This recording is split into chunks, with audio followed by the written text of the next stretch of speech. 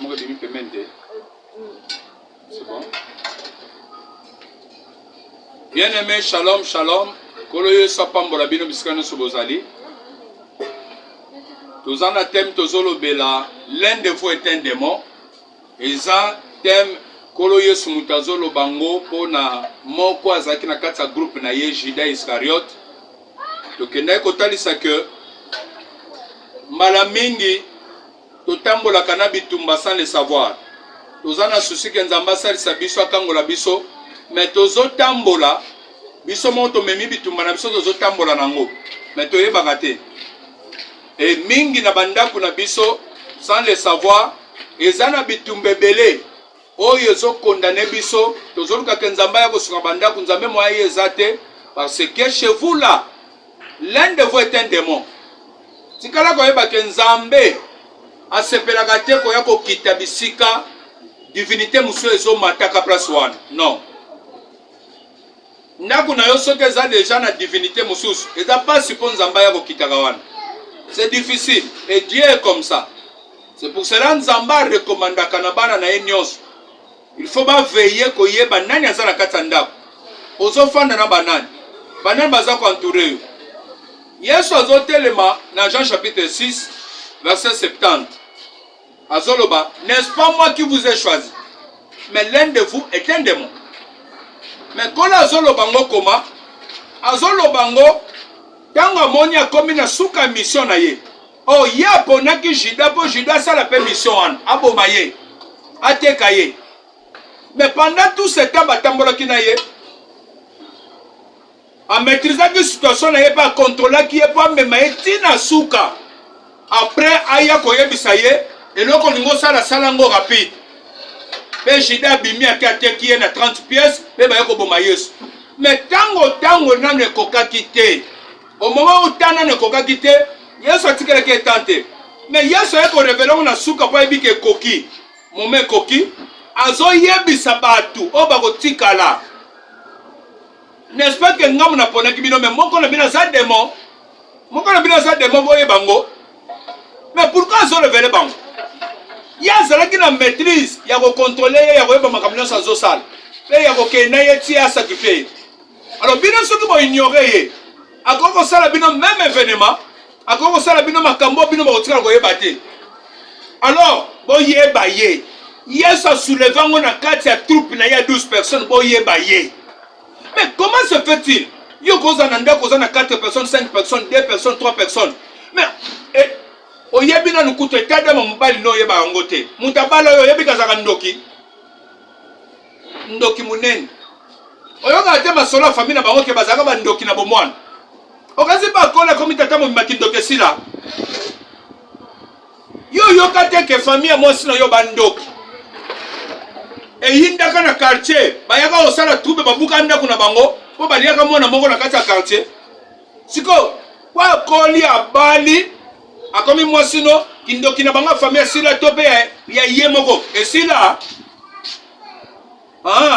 ekota kasoki yo moko lingi esila ka peso yo moko lingi nde ozokanisa ke olalaka na mwasa bien olalaka na mukonzi munene sans le savoir nazo peso révélation ledo. On a la mukonzi muneno yebite. C'est pour cela témoin eye l'un de vous est un démon. Ponako ko la musa quand même ndako ba chrétien. Okoko kendete 3 mois 6 mois une année. Au contrôle kanda koute. Passage devant l'Éternel et ça la makate. Oh Bible zoloba, vous aurez l'ennemi kaka bato propre na biso ndako.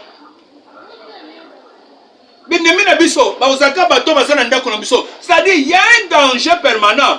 Kaka na shindo azapembe na Yesu, kaka na bato baza kati na ndaku yoza. Soit na lopango fandaka, na immeuble ozalaka, na bureau bosalaka, na entreprise place bozalaka to na ndaku bitumbe koko zalezo utawan. Mais un bon chrétien aveyaka na biloko nyosa luka yeba place na za eloko ni ko ozala na état bien te.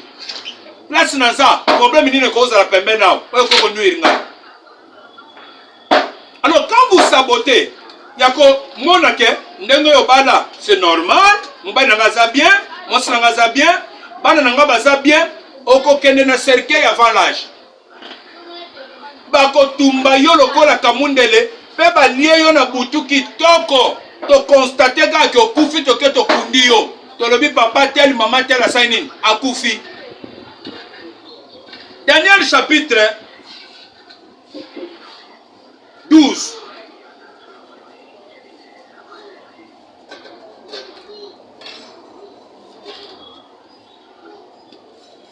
Daniel chapitre 10, verset 12.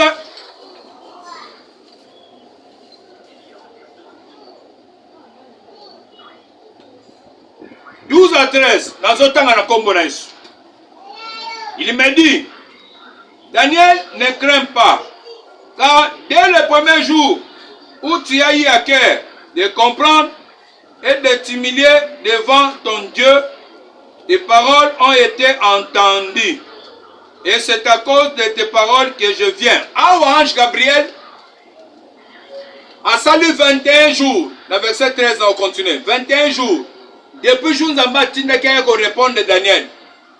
Daniel a bandi peut-être le premier jour. Le premier jour, quand on va comprendre que dossier n'a besoin de bien été. Nous dossier n'a pas oumbao. Ma kambese a kobé ba makas. Il faut na sani na luka solution. Quand le premier jour, oya bandi ko luka nzambe, pona ko yeba que ça ne va pas. Nda bandi ko luka nzambe, Bible zoloba. Depuis le premier jour, Zambasa répondait à qui? Zambasa peut si répondre, c'est pas Daniel. Mais un jour, il y a qui Gabriel. Quoi quitter na Iran, c'est ça. Quand tu as là, Perse Médès, tu as là Iran. Perse là, c'est Iran. Iran actuel. Quoi quitter na Iran, place Daniel Bazaki na Boum. Aya répondre de Daniel. Bible Zoloba, roi de Perse, pouvoir dominer na Iran. Bien aimé. Na bamboka nyoso, eza na pouvoir de dominer na mboka. Ndo zomo na chaque pays bazana ba totem na bango ba signe na bango ni maboye ainsi de suite. Ndenge ba pays gouvernaka. Ndenge pe ba commune gouvernaka, ndenge pe ba quartier gouvernaka. Ndenge pe ba avenue ezalaka na ba chef ya rue. Spirituellement chef à Riazali, après ça rapport na commune, après ça rapport na ville, après ça rapport na province, ainsi de suite. Et ça la makabongo, ça te n'a organisé bon. Gabriel Alingaya a quitté place. Daniel Azalaki, Bible Zoloba, dans verset 13. Yemoko ange mkazo ebisa Daniel. Les chefs du royaume de Perse m'a résisté 21 jours. Mais voici Michael, l'un des principaux chefs, est venu à mon secours et je suis demeuré là auprès du roi de Perse. Gabriel Tiazo quitté a sa réponse. Ange Azeb Seboy. Depuis le premier jour, nous avons répondre. Mais, nous avons bloqué le roi de Perse. L'un des fois est un démon. Shida abomisa koloyos. C'est-à-dire, quand il y a staff à Jésus-Christ, il y a 12 personnes.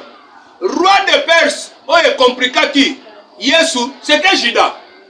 Donc, Azaki constitué comme roi de Perse. Pour dire quoi? Depuis le premier jour, réponse c'est Yak. Depuis le premier jour, il faut son bon, il faut balle, il faut bon, il faut réussir.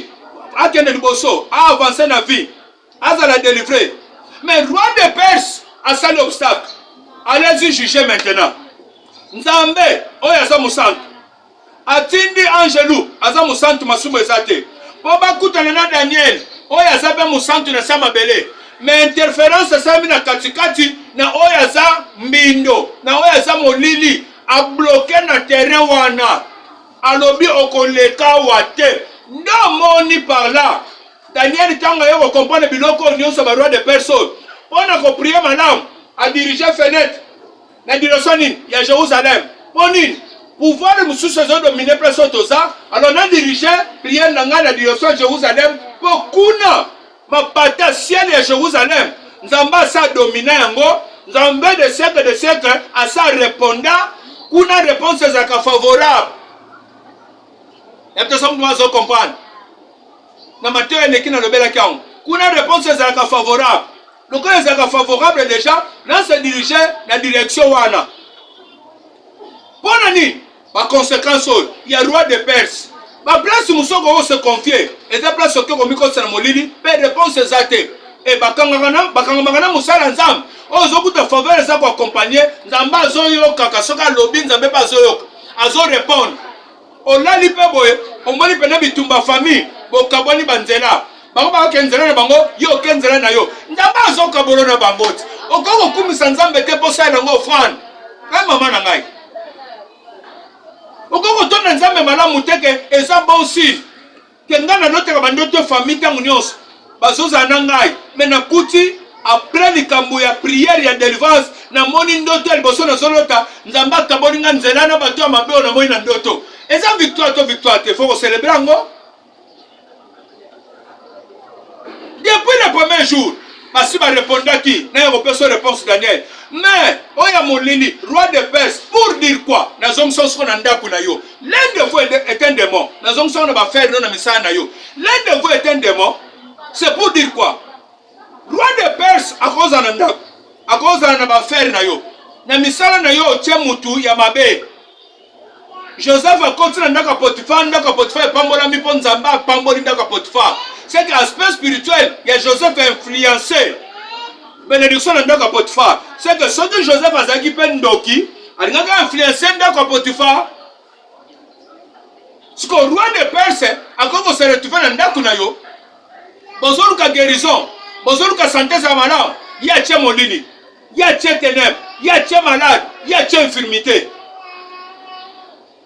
Nzamba za na posa peso lobiko, nzamba za na posa peso libal, nzamba za na posa peso mikanda. Mais roi de Perse, oh yo zo kende komiti kaka tangu nyos pa na bango. Po yo za na bolingo koleka Yesu, bango ba yaka vers yote, yo ka fo vers bango. Tango kende kokota na temple na bango, na bandaku na bango la ba congé. Ne place ba boto le toile la vino, po yo za na toile koleka bango. Bango liko baza ba tobetada mabe. Ba yiba ka ya yo, ne ba saleli, mo yo yeba kata. Aux gens se livrer et pas roi de Perse. Roi de Perse a comme aux aranakata le pango aux foutela. Aboyi ba prière, ya batunyoso. Eso ba réponse à kata le pango wan. Oko kuta que de poko tana le pango songolo. Makambe comme difficile. Misale zo simba te zo réussite. Nzokande, nzamba za na posa répondre. Mais ba prière non. Moyen zo réponse te po ndokyo azana le pango. Oya konzaka le pango na bino. Alobi awa mutakozo réponse à zate ache béton likolo c'est faisable chaque loka bongo za na vie na yo e yamba moto na kombo na Yesu kande na solo ba nzamba pikolo loko bakoko zipika bino kapo na ndaku na bino bazipika bino kapo na roi de Perse papa le pam maman le pam locataire voisin na bino voisine akoko zipika bino azipiki yo roi de Perse. Locataire Moussa Koko Saloma B, a baby Seloban. A comme roi de Perse, ou a comme au contrôle d'Ak, a zopé sa injonction spirituellement, sans le savoir. Nani a Koko c'est le roi de Perse, Bissika Yosali. Nani a Koko c'est le roi de Perse, Nanda Kuno, n'a pas faire Nayo. Non, quand tu vas faire Banako Kende bien, les leçons qu'elle sous bien té. Bon, Nani, roi de Perse, ça y a bloqué. Pour dire quoi? L'un de vous est un démon. Ce qui roi de Perse, ça se retrouver pour Nayo. C'est que là qu'on y est bas. Attends, saline dengenin. Réponse exacte, réussite exacte, échec n'est échec. Bon ani, roi de Perse n'a bloqué. Gabriel Moya qui t'a pas Daniel exact. Mais pour réponse il y a Gabriel Zobani. Mikaël Moutaïa ko délivrer ngai, ko bundela ngai, ko pesa nga solution pour la longa na maboko ne ko pesa réponse. Pose une solution aux Luka. Il faut traiter un dossier du roi de Perse. Il faut luka nango délivrance. Il faut luka olongwana sa pouvoir na ye. O luka olongwana sa autorité na ye. Pose la réponse. Quand Gabriel a longwe na maboko roi de Perse, ne Daniel a super réponse. C'est que na Daniel, na Gabriel, bazaki condamné, bazangi réponse. Nzambe pas zonza na mutu na ye. Après sa réponse pas zonga, azo yaka ate. Ne nzamba de péché comme Michael, abike no délivrer.